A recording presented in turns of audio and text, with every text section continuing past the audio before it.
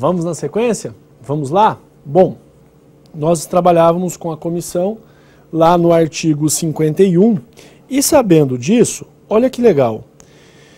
Depois de falar do caput, olha o parágrafo 1º. No caso do convite, a comissão de licitação, excepcionalmente nas pequenas unidades administrativas e em face da exiguidade de pessoal disponível, poderá ser substituída por servidor formalmente designado pela autoridade competente. Já falei isso para você lá nas modalidades. Falamos também daquilo que diz respeito à validade de 1 ano. Olha o parágrafo 4º.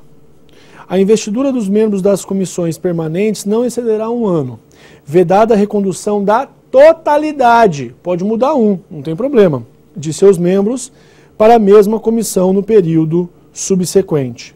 Grifa também o parágrafo 3º.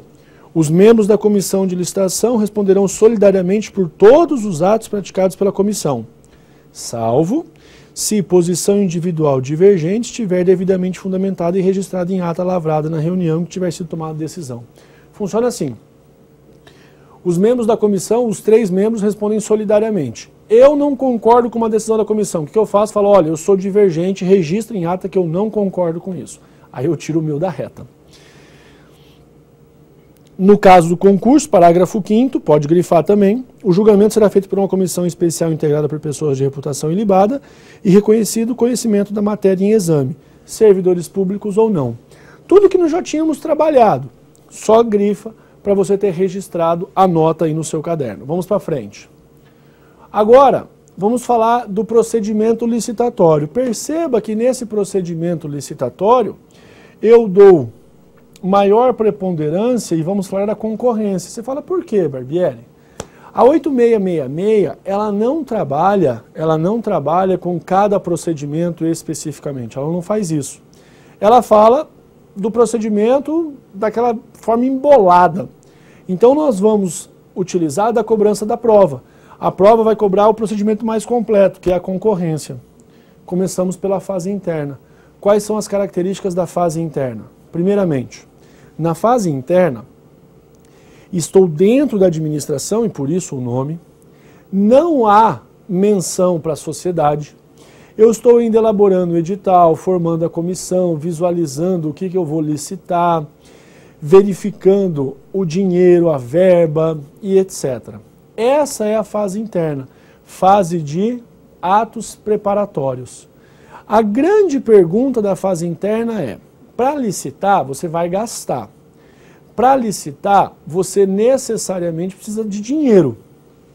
A pergunta é, precisa a administração ter dinheiro em caixa? Precisa a administração ter dinheiro disponível? Ou basta que a administração faça menção, tenha previsão orçamentária da verba responsável pela contratação? Primeira ou segunda opção? Segunda opção. A administração pública não tem necessidade de ter dinheiro em caixa. A administração pública não precisa ter dinheiro disponível. Basta que ela, a administração pública, faça o quê? Basta que ela, a administração pública, tenha previsão orçamentária da verba, do dinheiro, da grana responsável pelo pagamento por honrar com a dívida. Perfeito? Então não precisa ter dinheiro disponível, não. Basta previsão orçamentária. Fase externa. A fase externa, muitos dizem que a fase externa começa com a publicação do edital. Então muitos falam que da fase interna para a fase externa eu passo pela publicação do edital. Publiquei o edital, eu saio da fase interna e começo a fase externa. Será mesmo? Será uma verdade absoluta? Não. Cuidado com o artigo 39 da 8666. Por quê? Anota lá. Para contratações de grande vulto, acima de 150 milhões de reais, para contratações acima de 150 milhões de reais, a fase externa começa com a audiência pública. A fase externa começará com a audiência pública. Vamos lá para o artigo 39? Sempre que o valor estimado para uma licitação ou para um conjunto de licitações simultâneas ou sucessivas for superior a 100 vezes o limite previsto no artigo 23, inciso 1º, a linha C dessa lei, o processo licitatório será iniciado, olha lá, fase externa será iniciada obrigatoriamente, com uma audiência pública concedida pela autoridade responsável, com antecedência mínima de 15 dias úteis da data prevista para a publicação do edital. A audiência antecede o edital. E divulgada com antecedência mínima de 10 dias úteis da sua realização, pelos mesmos meios previstos para a publicação da licitação, a qual terão acesso e direito a todas as informações pertinentes a se manifestar todos os interessados. Viu que bacana? Então é dessa forma que nós trabalhamos com o artigo 39. Você fala, Barbieri, tudo bem, mas não é toda e qualquer licitação que supera 150 milhões de reais. Claro, sem sombra de dúvida, você está correto. A regra é que a fase externa começa no edital, só que toda regra tem exceção. Nessas contratações de grande vulto, a fase externa começará quando? Começará com o artigo 39, começará com audiência pública. Ótimo. Fizemos a observação do artigo 39, vamos agora ao edital. O edital, você já sabe, ele é a lei da licitação, né? E eu falo de edital porque eu estou dentro da concorrência, é esse que eu estou lhe explicando. Pensa o seguinte, o edital, primeira pergunta, pode trazer algum tipo de exigência, algum tipo de requisito, algum elemento que a lei não trouxe? Em outras palavras, pode o edital inovar? Pode o edital criar uma situação que a lei não criou? Não. Anota, o edital não pode inovar, porque se o edital inovasse, ele estaria promovendo a licitação ou estaria restringindo a licitação? Estaria restringindo. Então o edital somente pode trazer as exigências expressamente estabelecidas pela lei. Se a lei nada disso, o edital inova? Não pode. Não pode.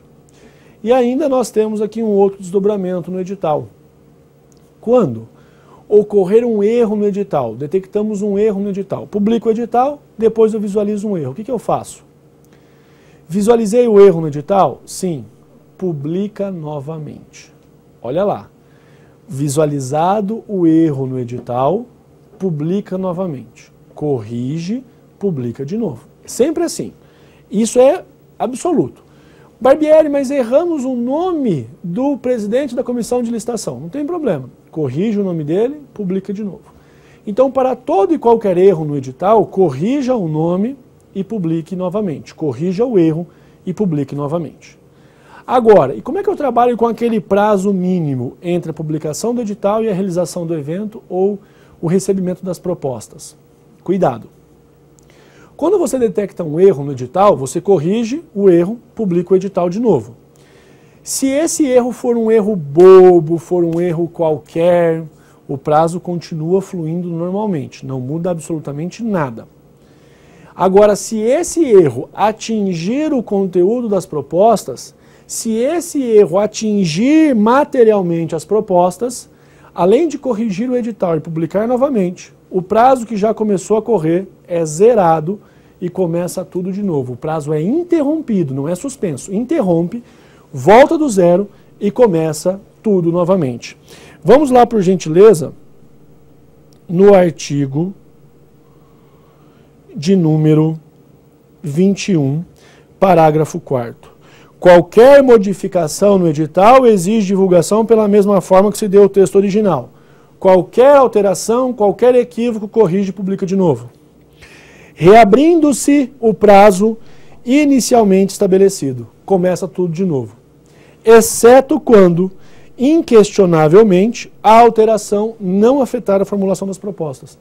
Era R$100 o preço mínimo, eu publiquei R$10. Isso atinge o conteúdo das propostas. Corrijo o erro, publico novamente. O prazo que já começou a correr zera e começa de novo a contar. Agora errei o sobrenome da Maria Tereza, que era com S e eu coloquei com Z, que é membra, faz parte da comissão de licitação. Corrige, publica de novo e o prazo que já seguiu, já tinha 10, 15 dias, continua correndo normalmente. Lembra disso.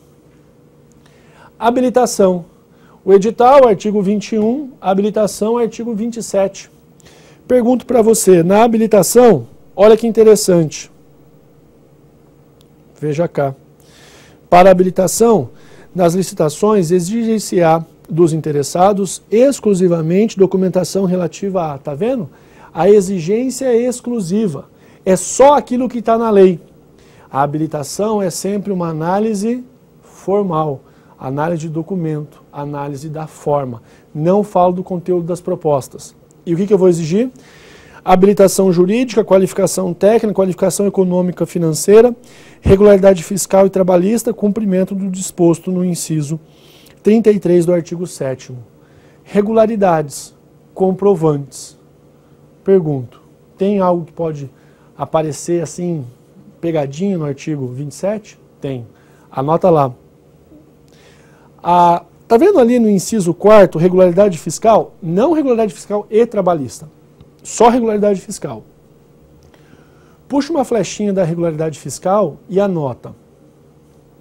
A Lei Complementar 123 de 2006, a Lei Complementar 123 de 2006, trouxe um benefício fiscal para microempresas e empresas de pequeno porte. Lei Complementar 123 de 2006 trouxe um benefício fiscal para microempresas e empresas de pequeno porte.